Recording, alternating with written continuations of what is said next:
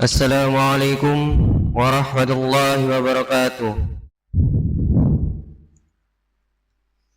Innal hamdalillah nahmaduhu wa nasta'inuhu wa nastaghfiruh wa na'udzu billahi min shururi anfusina wa min sayyiati a'malina. Man yahdihillahu fala mudilla lahu wa man yudlil fala hadiya lahu. Asyhadu an la ilaha illallah wahdahu la syarika lahu وأشهد أن محمدا عبده ورسوله. قال الله تعالى في كتابه الكريم: يا أيها الذين آمنوا اتقوا الله حق تقاته ولا تموتن إلا وأنتم مسلمون. وقال تعالى: يا أيها الذين آمنوا اتقوا الله وقولوا قولا سديدا يصلح لكم أعمالكم ويغفر لكم ذنوبكم ومن يطع الله ورسوله فقد فاز فوزا عظيما. أما بعد فإن الأصدق الحديث كتاب الله وأحسن الهدي هدي محمد صلى الله عليه وسلم وشر الأمور محدثاتها وكل محدثة بدعة وكل بدعة ضلالة وكل ضلالة في النار. Jamaah salat Jumat yang dimuliakan Allah Ta'ala, takut akan azab Allah Ta'ala adalah sifat orang beriman. Ia takut jika amal yang ia kerjakan rusak atau bahkan tertolak. Ia takut jika akhir kehidupannya adalah akhir yang jelek. Karenanya ia senantiasa memperbaiki amal serta menambah amalnya. Takut jika timbangan amal kejelekan lebih berat dibandingkan amal kebaikan di akhirat kelak. Berbeda dengan orang fasik, yaitu mereka yang bergelinang dosa dan kemaksiatan. Mereka merasa yakin bahwa kelak di akhirat akan masuk surga. Mereka menganggap bahwa Allah Maha Pengampun. Dosa apapun yang dilakukan pasti akan diampuni. Padahal pengampunan dosa itu ada syarat-syaratnya.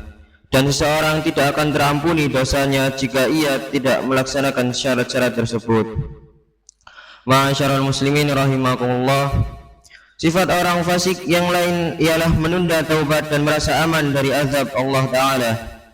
Ia merasa telah beribadah yang pahalanya nanti akan menjadikan masuk jannah. Salat wajib berjamaah mendapat pahala 27 derajat. Salat fajar lebih baik dari dunia dan seisinya. Berwudu akan mengukurkan dosa-dosa bersamaan dengan menetesnya air wudu. Puasa Asyura menghapus dosa setahun yang lalu dan pahala-pahala lainnya. Orang-orang yang merasa aman dari makar dan azab Allah ini adalah orang-orang yang rugi dan amat rugi. Allah menyebutkan di dalam Al-Quran, maka apakah mereka merasa aman dari azab Allah yang tidak terduga-duga? Tiada yang merasa aman dari azab Allah kecuali orang-orang yang merugi. Al-Quran surat Al-A'raf ayat 99. Yang disebut makar Allah di sini adalah bencana atau azab, yaitu apakah mereka merasa aman dari azab Allah di saat mereka lalai. Tiada yang merasa aman kecuali orang-orang yang merugi. Hasan Al-Basri mengatakan, seseorang mukmin beramal taat dan ia dalam keadaan takut akan siksaan Allah, sedangkan ahli maksiat melakukan maksiat dan selalu merasa aman dari murka Allah. Ma'asyiral muslimin rahimakumullah. Sebagian salaf menafsirkan makar Allah kepada hambanya dengan arti melenakan mereka dengan berbagai nikmat, sedangkan mereka tidak mengetahui bahwa ada azab yang menanti mereka. Setiap kali mereka berbuat dosa, Allah melimpahkan nikmat bagi mereka. Dalam hadis disebutkan, jika engkau melihat Allah memberi kepada hambanya nikmat dunia yang dicintai jiwanya, padahal dia senantiasa bermaksiat, maka ketahuilah itu adalah istidraj. Hadis riwayat Ahmad. Keadaan orang yang tertipu dengan makar Allah ini adalah sebagaimana digambarkan oleh Imam Hasan Al-Basri. Seseorang mukmin beramal taat dan ia dalam keadaan takut akan siksa Allah, sedangkan ahli maksiat melakukan maksiat dan selalu merasa aman dari murka Allah. Setelah kita tahu apa makar Allah terhadap hambanya, wajib bagi kita untuk takut akan su'ul khotimah.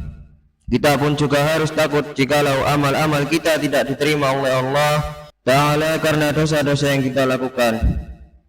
Selanjutnya, berusaha untuk menambahkan kualitas dan kuantitas ibadah agar kita tidak termasuk orang-orang yang aman dari makar Allah Ta'ala. Bentuk tidak takut dari makar Allah adalah hati yang tenang-tenang saja dan tidak takut akan hukuman Allah. Bahkan saat ia bermaksiat dan berbuat buruk tetap merasa aman dari hukuman Allah. Hal ini disebabkan kejahilan atau tertipu karena dirinya merasa seorang ahli tauhid yang maksiat itu tidak berpengaruh sedikitpun padanya.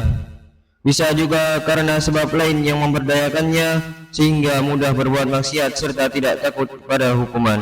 Jemaah salat Jumat yang dimuliakan Allah Ta'ala, jika dirinci ada 4 macam bentuk merasa aman dari makar Allah. Pertama, tidak takut terhadap hukuman Allah. Masih banyak umat Islam yang tenang-tenang saja saat salat ditinggalkan. Ia tenang saat istri atau suami selingkuh. Bahkan banyak yang mempersilahkan pasangannya selingkuh asalkan tidak sampai pernikahan. Banyak orang tidak takut siksaan karena ia berpikiran bahwa Allah pasti akan mengampuni. Merasa aman dari makar Allah yang demikian ini banyak melanda orang-orang bodoh. Takut pada Allah tidak akan dirasakan kecuali dengan ilmu. Ilmu bahwa Allah Ta'ala yang telah menciptakan, memberi rizki, yang mengatur alam raya dan mencukupi seluruh kebutuhan kita.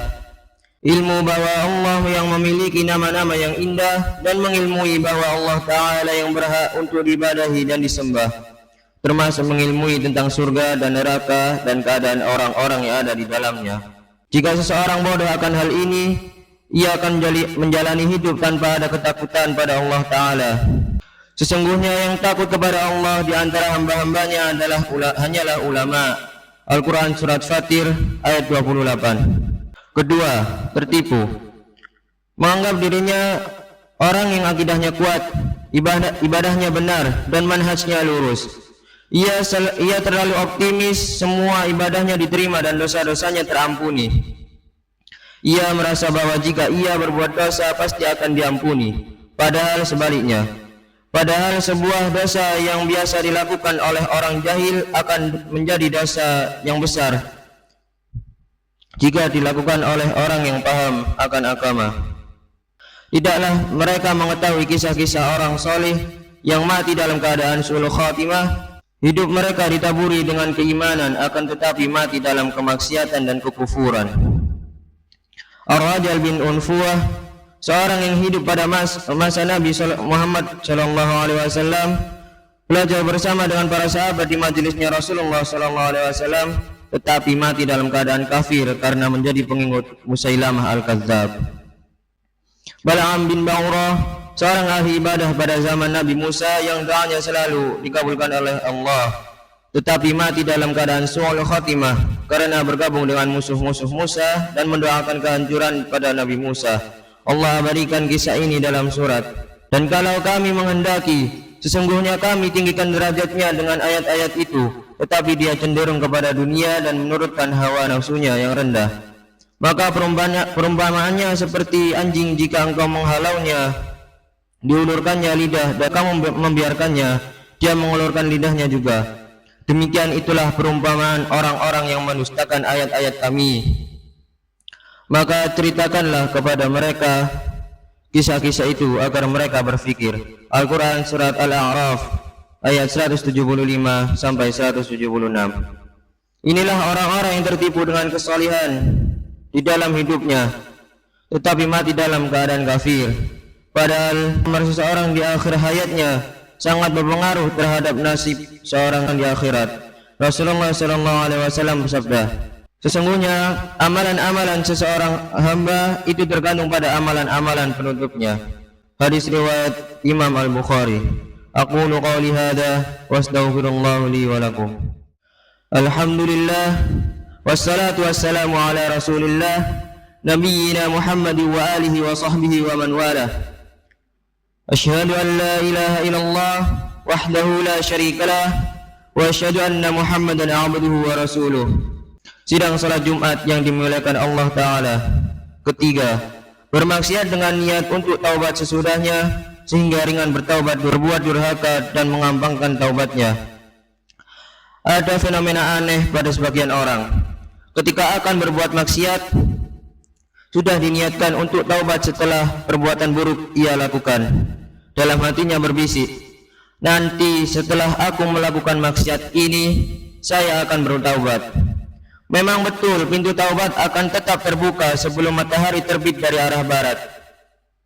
Siapa saja bertaubat kepada Allah dengan taubat sebenarnya, taubat nasuha, dari perbuatan syirik dan perbuatan lain yang lebih rendah darinya, Allah akan menerima taubatnya.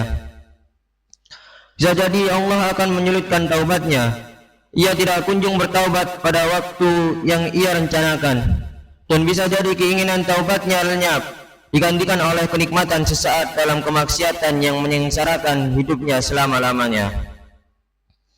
Perumpamaan orang yang berbuat dosa dengan tujuan untuk bertaubat bagaikan orang yang mengotori badan dan pakaiannya untuk mandi dan mencuci.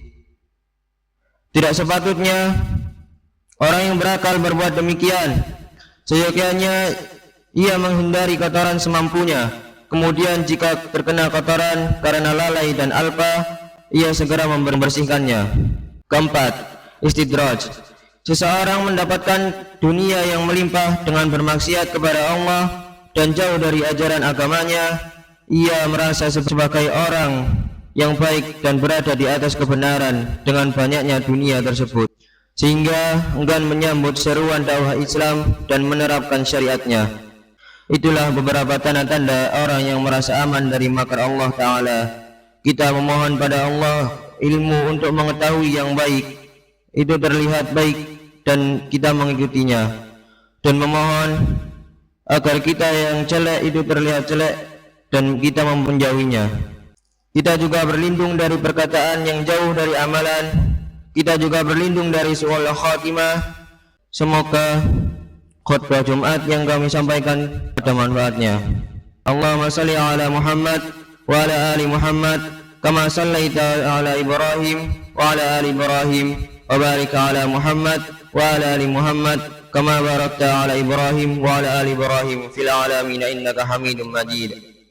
Allahumma ighfir lil muslimina wal muslimat wal mu'minina wal mu'minat al ahya'u minhum wal amwat. Allahumma inna na'udzu bika minal baras wal junun wal judam wa sayyil asqam. Ibadallah, inna Allah ya'muru bil 'adli wal ihsan wa ita'i dzil qurba wa yanha 'anil fahsya'i wal munkari wal baghi ya'idukum la'allakum tadhakkarun. Fadhkurullahal 'azim yadhkurkum washkuruhu 'ala ni'matihi yazidukum wa la dzikrullahi akbar. Wa aqimu Allah